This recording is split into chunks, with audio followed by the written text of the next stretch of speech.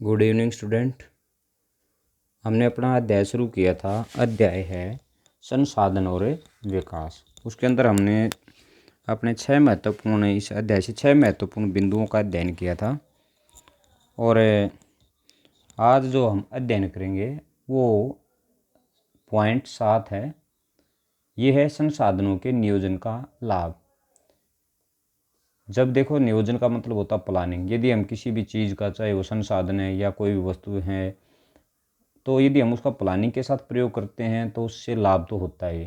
For example है, पहला लाभ क्या होगा उसका? बर्बादी कम होगी। इससे संसाधनों की बर्बादी कम होगी।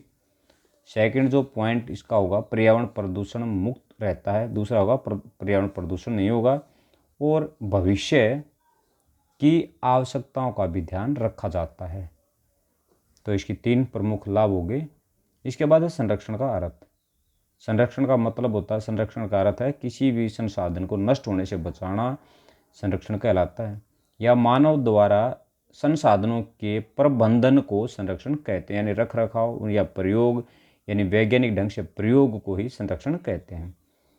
पॉइंट नंबर 9, भारत का धरातल है। यानी भारत का जो धरातल है मुख्य रूप से उसको 3 भागों में बांटा गया है। पर्वतीय, मैदानी और पठारी क्षेत्र हैं।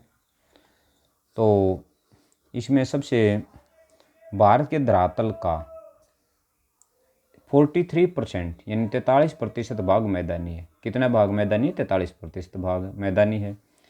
30% भाग पर्वतीय क्षेत्र है और 27% भाग पर पठारों का विस्तार है। तो कई बार क्वेश्चन पूछा जाता है कि जो भारत का कुल धरातल का कितने प्रतिशत भाग मैदानी है? वो है 43%। या ये पूछ ले जाए भारत के कुल धरातल का कितने प्रतिशत भाग पर्वतीय है, तो वो 30% है। तो ये एक डायग्राम भी दिया गया नीचे। ये डायग्राम रिंग आरेख है कि रिंग आरेख के अंदर जो ये सर्कल दिखा रखा है ये 43% है, जो कि मैदानी भाग है। 30% भाग है जो किसको दिखा रहा है? पर्वतीय क्षेत्र को दिखा रहा है। और 27% ये हमारे पठारी क्षेत्र को दर्शा रहा है। अब भारत में भूमि उपप्रयोग का प्रारूप, यानी जो हमारे देश में भूमि का प्रयोग किन किन क्षेत्रों में किया जाता है, उसका प्रारूप एक खाका दिया गया है। और वो है 2002 और 2003 का जो आंकड़े हैं उसके अनुसार। 2002-2003 में कुल भूमि का 22.57% था।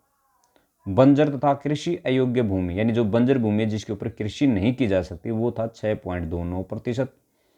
गैर कृषि प्रयोजनों का मतलब कार्यों, जो कृषि के कार्य नहीं है, उसके अंतर्गत क्षेत्र आता 7.92%। अब स्थायी चरागाहें क्या होती है? जहाँ पर पशुओं को चराया जाता है। तथा अन्य गोचर भूमि, गोचर का मतलब पशुओं को चराने वाली जो भूमि है वो है 3.45%। अब नंबर 5, विविध वृक्ष फसलों तथा उपवनों के अंतर्गत 1.10% है। कृषि योग्य बंजर भूमि 4.41%, यानी ये वो भूमि है जो कृषि योग्य तो है लेकिन वो क्या है? बंजर है। यानी इसकी में क्या है? विकास की आवश्यकता है। यदि विकास संसाधनों की उपलब्धता हो जाती है तो इसको भी कृषि योग्य भूमि बना जा सकता है। इसके बाद आता प्रति भूमि के अतिरिक्त अन्य पुरानी प्रतिभूमि 3.82% है। प्रतिभूमि कौन सी होती है? वो भूमि होती है जो एक फसल पैदा करने के पश्चात जैसे कुछ समय के लिए या 1 साल या 2 साल के लिए खाली छोड़ दिया जाता है, उसे प्रतिभूमि कहते हैं। वो है कुल भूमि का 3.82%। वर्तमान प्रति 7.03%, जो आज क्या है? 7.03% है।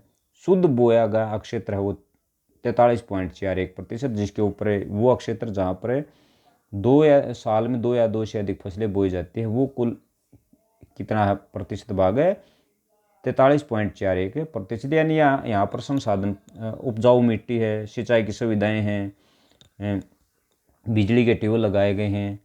अब आता मृदा किसे कहते हैं?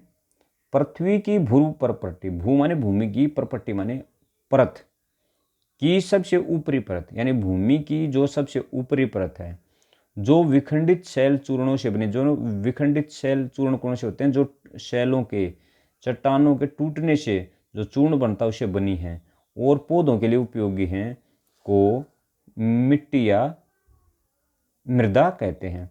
या ये कह सकते हैं पृथ्वी की भूप्रपट्टी की सबसे ऊपरी परत जो विखंडित शैलों के चूर्ण से बनी है उसे मृदा कहते हैं। अब आता है नेक्स्ट क्वेश्चन है मृदा का वर्गीकरण यानी इसको बांटना। मृदा का वर्गीकरण मिट्टी की उर्वरता यानी उपजाऊता और रंगों के आधार पर किया जाता है। उर्वरता के आधार पर 4 भाग हैं जिसमें हमने पढ़ा था बांगर है, खादर है, बांगर खादर भाप भरे तराई क्षेत्र हैं। और रंगों के आधार पर 6 प्रकार की जो मिट्टियां हैं वो है पर्वतीय मिट्टी, लाल मिट्टी, बलुई मिट्टी, लेटराइट मिट्टी, काली मिट्टी, दोमट मिट्टी। ये प्रमुख 6 प्रकार की मिट्टियाँ। अब आता इसका पॉइंट नंबर 13 मृदा अपर्दन। मृदा अपर्दन क्या होता है? मृदा माने मिट्टी का, अपर्दन माने कटना।